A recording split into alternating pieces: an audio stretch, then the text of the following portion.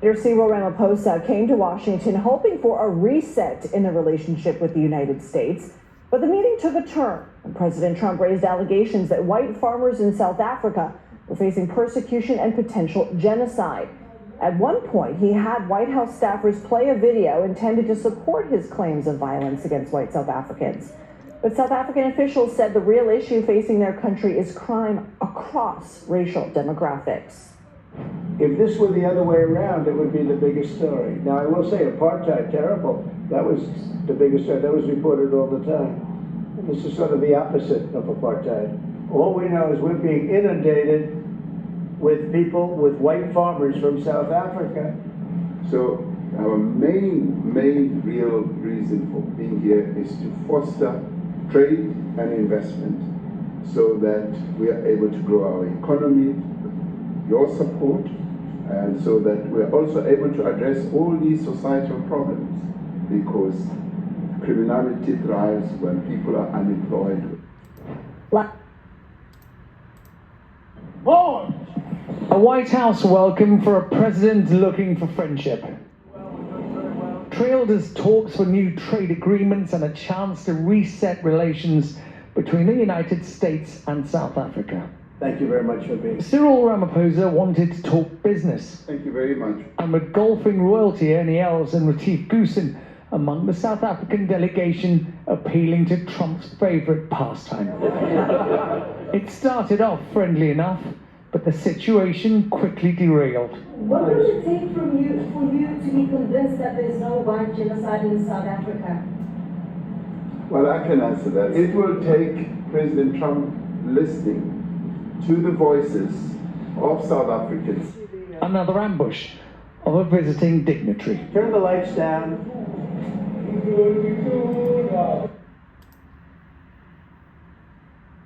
You know, sometimes people, the message is lost. It's lost. Listen to his response. What he wanted, what he came here for, and how it is consistent with every leader who has come and sat in that chair since Donald J. Trump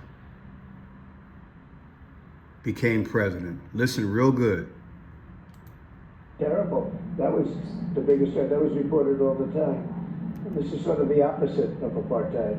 All we know is we're being inundated with people, with white farmers from South Africa. So Now listen.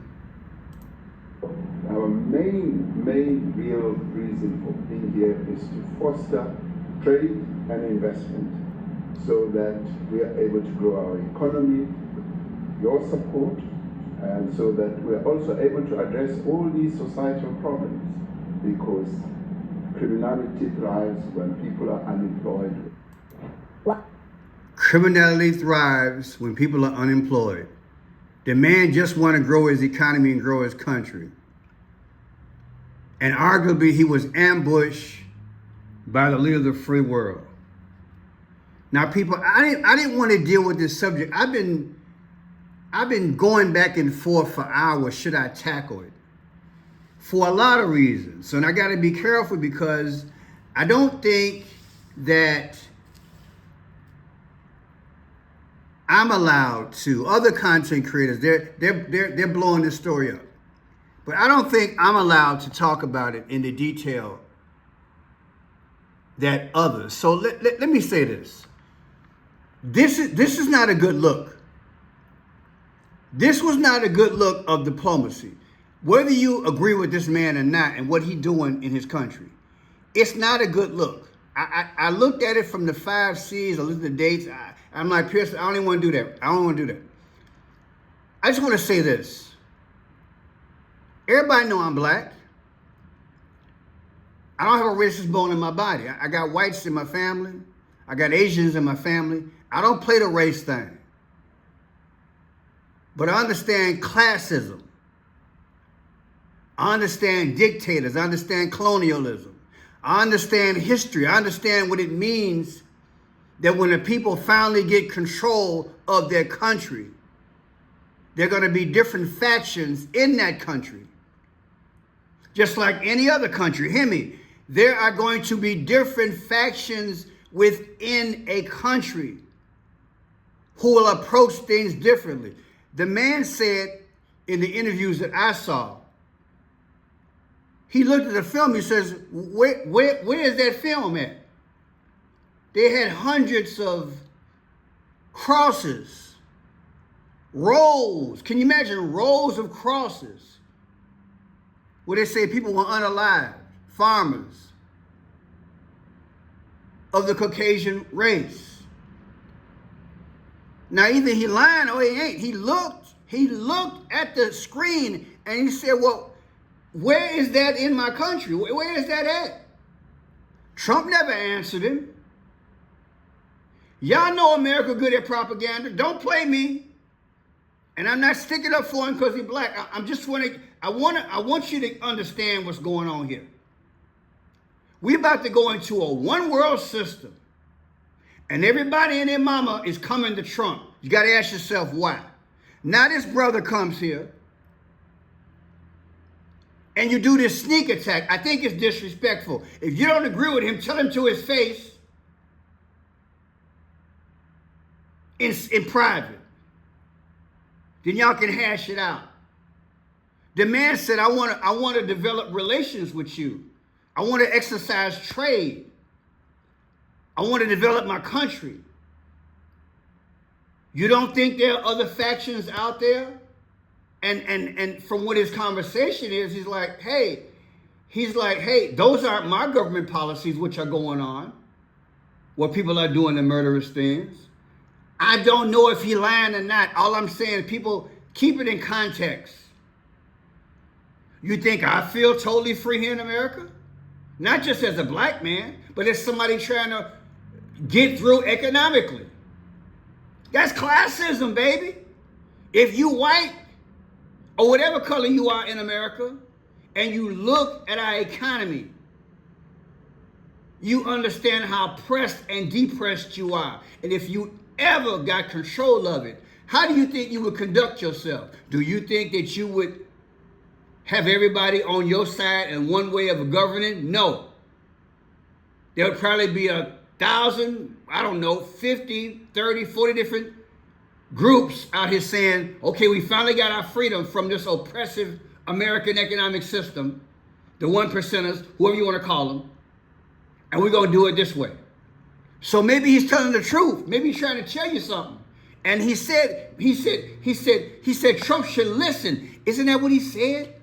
Let's play it again. Let's play it. Because see, people, I've been watching Africa just like I've been watching the Middle East for 40-something years. For 45 years I've been watching it. How about the cobalt? How about the diamonds? How about the gold? How about the silver? How about the minerals? Go down the road. Have raped the countries. And I'm not saying it was wrong, that it was right, that whites had to flee. I'm not saying it was right that some people had to be killed. In their eyes, I don't think it was, I don't want to see vicious attacks on either side. It wasn't right. But people, when you have a gradual transition from hundreds, maybe thousands of years of oppression, and you saw your mama and your grandfather, you heard the story, your great-grandpa, and everybody's been a slave, and your land has been raped and pillaged. You go after that which you look at every day, the offspring. Come on, man, you know world history like I do. And the tragic thing about it, probably the majority of people over there are not the instigators and the planners who kept blacks in submission all these generations. Think about what I'm saying. You think they see and know who really is the problem when it really come down to it? Just like us. Sometimes we think we know. Oh, I know about the naughty. Now I know what's going on. I know about the Council on Foreign Relations. I know what's going on.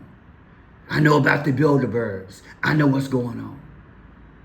Man, it's always a layer within a layer within a layer. Look, people, unfortunately, we lash out who we see every day. We lash out on who we see every day. I think Trump should have pulled the man to the side and say, look, this is how I feel about it. And with a wink and a smile, I know what you over here for. We're going to discuss this. But we just had a backroom talk. In order for, us to have the trade or us to help grow your country, whatever it is you want to do in South Africa, how can I help cut back on some of this oppression or eliminate it for? I think that would have been a better approach. But to put this man on blast and then show pictures and videotapes, and then the man said, "Wait a minute, in so many words, he said, that's not even my country you're showing. You're showing miles. People, if I could show you, I would, but I can't. I'll leave it in the description. Blocks, miles of crosses where bodies are buried on the road from an alleged genocide. And the man is looking at the film like, what is that? Do we know if he's telling the truth or he not? We would never know. America is good at propaganda. The same crap they did in the 30s. These Fortune 500 companies have been overseas, not only in Africa. People, if you know anything about history, they cover it up. They try to cover their tracks. It happened in Africa. Name me a part of Africa where where the folks didn't come in. And I ain't saying what color they was. I'm just saying. Think about it. And now their kids have risen up and they're fighting mad. And they're saying, just like other cultures are saying, never again. And they're fighting the wrong way. I get it. People are being persecuted. They say, I get it. People are dying. I get it. But I think this was bad. I think that any person, especially black, before they come to the White House now, they're going to be like, hey, man, you going to set me up like this? You going to put me on blast on the international stage? That wasn't right, baby. Because the man could have said, you know what? I don't need a tape to talk about the things that America has done to people over here in America. The recession, the depression, the 2008 home thing, the recession we in right now. The man could have flipped the script on it and said, y'all in a recession in some of y'all states. He could have flipped it. I'm sure he knows some things internationally about us. But he didn't. He kept his composure. I know he got on red and black. Look, I didn't want to do the 5 C's. It just didn't it didn't fit. It didn't feel right. I was like, what did they just do? This is not how, if you have an interest and people, let's keep it real. We get our chips from Taiwan. We got our cobalt and other things from Africa. All these things, all these ingredients make up the cell phone that you and I got. Some of these Africans as early as 9, 10 years old. They're in the coal mines. They're in the gold mines. And they're dying inside the mines. Miners, if you read the history, they're dying in the mines. Digging night and day, 12, 14, 16-hour days for life. That's the resource that they're using to sell so they can have a life. Omar Gaddafi, I explained it last week, and I've been explaining it for years. He was trying to help Africa. He built a satellite. He was going to have irrigation for Africa. He was developing Africa where they had their own independence in terms of their money. You remember the dinar? Gold, their own money, so they don't have to be bothered with America's money anymore? And what did Obama do? Along with Hillary. They got rid of Omar Gaddafi. But a lot of folks had no idea the plans of Omar Gaddafi. That's right. He was costing America and Britain billions of dollars by having his own satellite network. He didn't need America.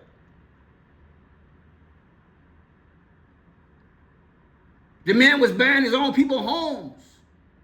His own people. He was set. Do you know if you got irrigation, you have life, you can grow things and be independent of the West? America always wants somebody to be dependent upon them so we can control them. We got to understand who we looking at in Washington, D.C. So now this man come over here. What did he say? Listen to what he said. All we know is we're being An investment is to foster our main, from South Africa. so our main real reason for being here is to foster trade and investment so that we are able to grow our economy with your support, and so that we are also able to address all these societal problems, because criminality thrives when people are unemployed. Now there might be some people who say, well, Pearson, he had to catch him off guard and show him the film. Put some pressure on him on what he's doing. People, let me tell you something. I personally don't believe that when a country finally gets certain people in power, that the person who's in the head has total control. He or she does not. That's impossible. That's impossible. You got to go door to door, cracking heads, get people under control. So he don't have total power yet. He has allegiance, probably of, I don't know, maybe 75, 80%. But you still got those factions out there, which are running buck wild. And that's why I'm saying Trump should have went to him as a man, as a leader, somebody he can reason with. Because now, those other factions, they saw what happened today, and they're like, man, Trump did this wrong. Because when a leader is not totally in control, and when he or she is still going through transition, the last thing you need to do is open up or reopen Pandora's box. And again, I'm not justifying anything that has gone wrong over there, but I can tell you how many barbershop conversations, how many street conversations, how many personal conversations I've had with blacks over the decades about this apartheid situation. Was Trump dealing with apartheid back in the day? Huh? Been a millionaire all his life. He been dealing with apartheid. Now all of a sudden America want to invite him to the Oval Office, and this how you gonna treat him? Throw a film at him that maybe he don't know nothing about some of this stuff in detail? He knows something, he might not know all this. We don't know if that was a propaganda tape. We don't know. And if you think I trust my country when it comes down to international relations, especially as I've done enough reading and research. And let me think of this guy. I often, economic hitman, tales of an economic hitman. Let me pull this guy up. Tales of an economic hitman. Listen to this guy. An economic hitman. Listen to this dude, John Perkins. And you'll understand how many countries America has been into, not just black, and used our armed forces, according to him, and got a satchel case full of money and went to the leader and say, look, we're interested in your resources. We're interested in your government and everything. And we either want to share relations or we want to take it over. And either you can do this way and I can bribe you, or you can not accept the deal and we'll come in and just bulldoze and take it out. And allegedly the media gets on there and calls the leader They label him as the T word, and then we get all excited and say, yeah, we got rid of a bad leader. But we don't know that the Fortune 500 companies and these one-worlders wanted that land and they wanted those resources. You understand what I'm saying, people?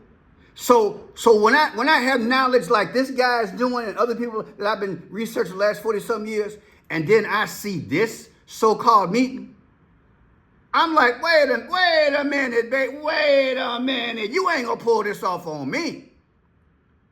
Because the man kept his cool and he went back to his premise of what he wants for his country.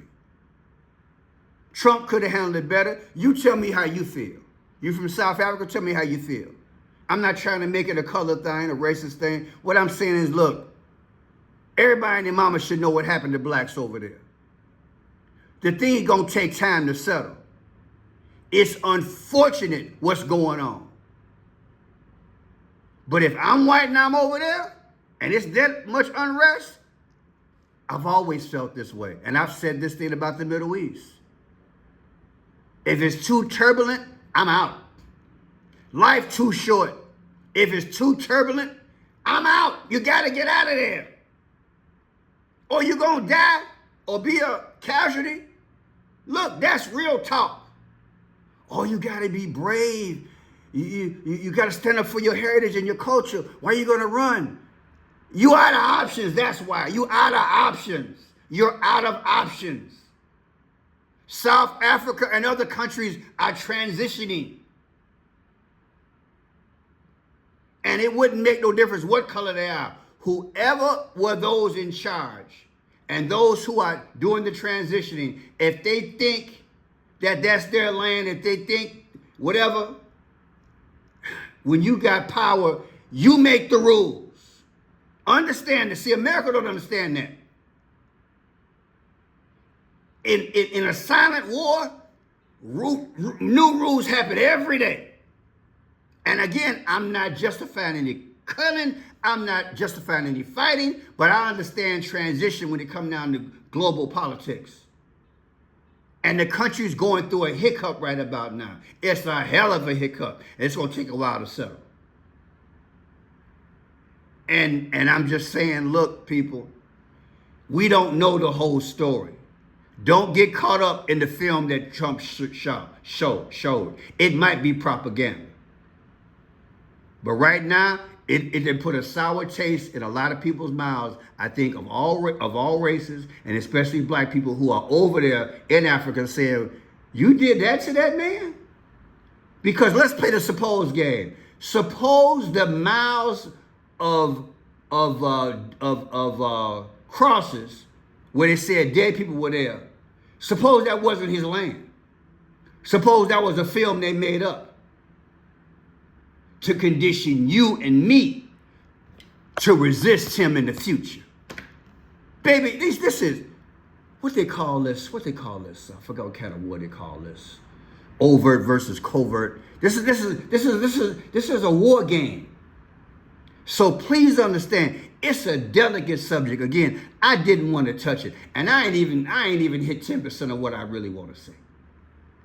But I would need to have a Patreon to just go full blast, show you the dates, show you the money, show you the armies, show you the people. It would blow your mind what's going over in these countries, man. What they have done. Even turned one group against another. You wonder why the factions rose? Because America do the same thing overseas they've been doing here. They go in there and they get X amount of hundreds of people and they turn them all against each other so the thing can implode. Do you understand me? They building no trust. And look at America. We the same way now.